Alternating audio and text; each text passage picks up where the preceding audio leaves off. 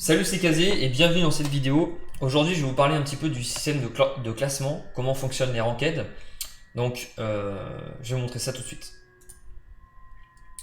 Hop. Alors, pour les classements, déjà, quand vous commencez un compte ou en début de saison, le classement va être reset.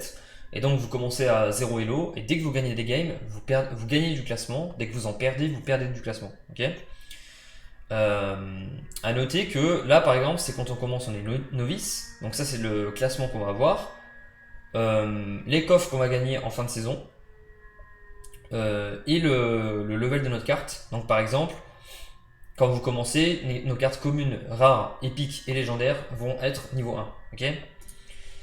Là, dès que vous commencez à monter à 100 de classement, on voit que déjà entre 100 et 400 on est bronze 3, puis bronze 2 et bronze 1, d'accord, avec des classements différents. Et en fin de saison, on gagnera un nombre de coffres qui est différent. Donc là, par exemple, on gagne 5, puis 7, puis 9. Et vous verrez que ça va monter, monter, monter. Et plus on a de classement, plus à la saison reset, ça veut dire qu'en fin de saison, ce qu'ils font, c'est qu'ils baissent le classement global de tout le monde. Ben, par exemple, si vous avez entre 400 et 700, vous allez atteindre 100 de classement. Si vous avez entre 700 et 999, 300, etc. Pour les summoners, vous allez voir que plus vous montez de ligue, et plus les cartes que vous allez avoir vont pouvoir être élevées. D'accord. Là, par exemple, vous voyez qu'en bronze, on peut jouer des cartes level 3 pour commune, 2 rares, 2 épiques, une légendaire. Silver, ça va augmenter, 5, 4, 3, 2, etc. Donc, comme vous voyez, dans chaque ligue, il va y avoir. Comment dire. Par exemple, là, on est bronze, il y a bronze 3, 2, 1. D'accord. Il y en a 3 à chaque fois. Silver 3, 2, 1. Gold 3, 2, 1, plate 3, pas plate, c'est diamant, pardon, l'habitude de League of Legends, diamant 3, 2, 1 et champion 3, 2, 1. Ok. A noter aussi que quand vous montez, vous allez avoir un système de power. Vous voyez qu'à partir de bronze 2, il faut avoir 1000 power. Donc qu'est-ce que c'est que la power? La power, c'est de la puissance. Et en fait, quand vous détenez une carte, donc que ce soit à l'achat ou à la location, si vous ne savez pas comment ça fonctionne, je vous invite à aller voir la vidéo que j'ai faite qui explique un peu tout ce qu'il y a à savoir sur le jeu. Et bien quand vous louez une carte ou que vous la possédez, vous allez gagner un certain nombre de power. Donc par exemple une commune va valoir 15, une rare va valoir un petit peu plus, une épique un peu plus, etc. Et en fait la totalité de tes cartes te font un certain nombre de power. Et avec ça, vous allez voir que plus vous montez, plus ça monte. Donc par exemple là on passe de 0 à 1000, de 1000 à 5000, de 5000 à 15000, 15 à 40, 40 à 70, 100, etc. Donc ça monte assez crescendo. Et ce qu'il faut savoir, c'est que les powers ça coûte assez cher. Donc au début, quand on a 1000 ou 5000, c'est pas grave, c'est facile à avoir. Par contre, quand on va commencer à monter de 15 à 40 000, donc là vous voyez le gap, donc l'écart type est de 25 000, là où ici il est à peine de 10 000, et donc plus vous montez, plus l'écart type va augmenter. Là on est re à 30 000, etc. Donc c'est assez conséquent. Et si par exemple vous testez en Silver 3 en termes de classement, donc vous avez 1100 de rating, mais que vous n'avez pas les 15 000 power, et ben vos cartes ne seront pas considérées comme level 5, 4, 3, 2. Ok. Ils vont être considérés comme si vous étiez bronze en fait. Donc vous ne pourrez pas jouer vos cartes supérieures. Ok. Donc ça c'est pour ce qu'il y avait des classements, ce qui était au niveau des classements. Ensuite, plus vous avez un rang élevé, plus vous gagnez de points. D'accord. Donc comme je vous ai déjà expliqué, quand vous faites des games, vous gagnez des decks, donc du Dark Energy Crystals. Et plus vous montez, plus vous allez gagner de decks et donc gagner de l'argent. Donc en fait, votre but à vous, ça va être de monter en termes de classement le plus haut possible pour gagner un maximum de decks. Par exemple, si vous jouez que en bronze, peut-être que le maximum de decks que vous allez gagner par game, ça va être 5 à 10. Ok. Si vous êtes silver, ça va être 10 à 30. Là, 30 à 50, 50 à 100, 100 à 250. Je vous dis une fourchette, c'est à peu près les vrais chiffres que je vous ai donnés. C'est pas exactement pris au cas par cas.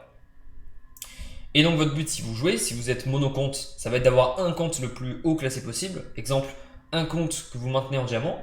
Et si vous êtes multi-compte, ce qui est mon cas, moi j'ai 12 comptes par exemple, et bien votre but ça va être de maintenir un maximum de comptes à l'elo. Par exemple, je préfère avoir 12 comptes gold que un diamant. Ok. Après ça dépend de la méthode et de la stratégie que vous faites. Mais personnellement c'est ma stratégie, donc j'essaie de trouver des techniques pour me maintenir un elo assez élevé. Et pour que ma location, donc les cartes que je loue par jour soient moins chères que ce que je gagne. Donc si tu gagnes par exemple 500 decks et ça te coûte 300, à la fin tu as gagné 200 decks et donc c'est intéressant. Et après la question c'est de se poser combien est-ce que tu gagnes par jour entre ta location et ce que tu gagnes par tes games, sachant que je me suis fixé comme objectif, je vous le rappelle, de ne jouer qu'une heure par jour. Et donc mon but ça va être de gagner un maximum d'argent en jouant qu'une heure par jour. Ok. Donc voilà pour ce qui est des rangs. Maintenant, ce qu'il faut savoir aussi, c'est qu'il y a un leaderboard en fin de saison, d'accord? Un leaderboard où vous allez avoir comment dire, un top classement par rang. Donc par exemple, il y a des gens qui sont bronze, vous voyez, qui ont 1800 elo, donc c'est beaucoup, alors que vous avez vu que normalement 1800 vous êtes censé être silver. Pourtant ils sont bronze. Pourquoi? Parce qu'en fait, quand vous montez de niveau, donc dès que vous passez bronze, ils vont vous envoyer une fenêtre qui vont dire voulez-vous passer le grade? Oui ou pas maintenant. D'accord? Et en fait, il y a des gens qui disent pas maintenant, pas maintenant, pas maintenant. Leur but, c'est de monter le plus haut possible avec un classement très faible. Et donc, forcément, les gens qui sont 1900 elo, ils sont bronze. Et donc, leurs cartes sont level 3, 2, 2, 1. D'accord?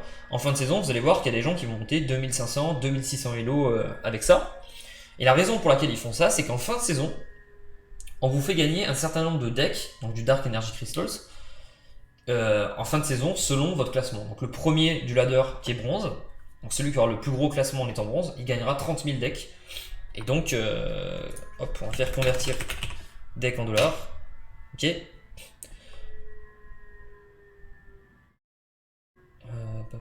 C'est quoi ces pubs? Ok. Ok, donc là on va faire 30 000 selon le cours actuel des decks. Donc ça vaut 393 dollars sur un compte, d'accord? Et ça c'est si vous êtes bronze. Donc on a 30 000, 20 000. Et en fait ils vont donner sur le top 20 je crois. Ouais c'est ça. On a le top 20, donc là c'est 19, 19, go. Le top 20 va gagner minimum 2000 decks. Et ça va aller jusqu'à 30 000. Donc je vais vous montrer le minimum aussi, combien ça vaut 2000. Hop, ça vaut 26 dollars. Qui est donné en fin de saison, donc toutes les 2 semaines. Ok. Donc ça il y a des gens qui utilisent cette stratégie là pour gagner des sous. Et donc ils vont mettre quelques comptes ici. Voilà. À noter que ça fait ça pour chaque rang. Donc là par exemple on va regarder, vous avez bronze. Pour silver, on va regarder ce que ça donne. Voilà, pour silver on a déjà des gens qui sont à 2400 et forcément vous allez voir que le reward est supérieur. Donc, par exemple le minimum était à 2000, là il a 4000, donc c'est déjà x2. Là c'est pas le top 20, c'est le top 25, vous avez vu. Et tout en haut on n'a pas 30 000, on a 40 000 max donné. D'accord? Donc ça c'est vraiment le jeu qui donne des decks à tout le monde en fin de saison. Voilà. Donc là c'est pour le silver. Pour le gold ça monte jusqu'à 60 000. Donc déjà là on est sur du 700 dollars, 700-800 je crois. Et c'est plus le top 25, c'est le top 30. Le minimum restant encore à 4000. Pour le diamant on monte à 100 000. Donc là par contre là vous allez voir, hop, 100 000 decks, voilà, c'est le jeu qui te donne 1300 dollars de cartes si tu fais partie du top ladder. Après voilà, déjà t'es diamant et tu as 3600 d'élo, donc tu comptes des très très bons joueurs. Mais c'est juste pour que vous puissiez un peu savoir ce qui est possible de faire dans le jeu. Le minimum étant à 10 000 pour le top 40. Ok. Et pour le master, donc pour les champions, les meilleurs joueurs du jeu, là c'est 200 000 de record. Donc évidemment ça va être x2, ça va être 6 000 dollars. 2600 pardon. Donc 2600 dollars donnés juste en fin de saison. Donc ça c'est sans compter les decks que tu peux gagner en faisant des solos, etc. Et donc c'est quand même vachement intéressant de voir ça. Donc 200 000, 150 000 pour le deuxième, 100 000 le troisième, et là oui ça descend, et le minimum est à 40 000. Par contre on repasse sur un top 16.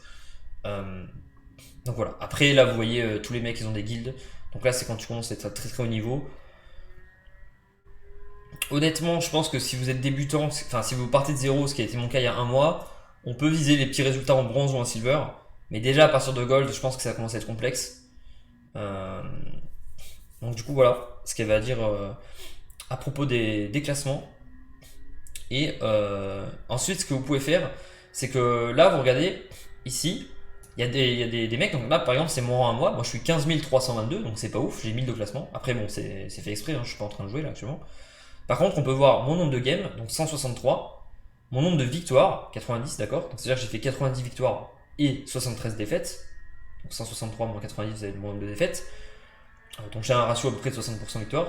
Et le max streak, donc le maximum de victoires que j'ai fait d'affilée. Ok. Et du coup, quand vous pouvez analyser des mecs, top 1, top 2, top 3, etc., vous pouvez analyser aussi leur compte pour savoir à peu près qu'est-ce qui est un gros win rate. Est-ce qu'il y a des gens qui ont 100% win rate, 95, etc. Et donc là on peut voir que le premier il a 114 victoires, 96, ça veut dire qu'il a fait 96 victoires, 18 défaites.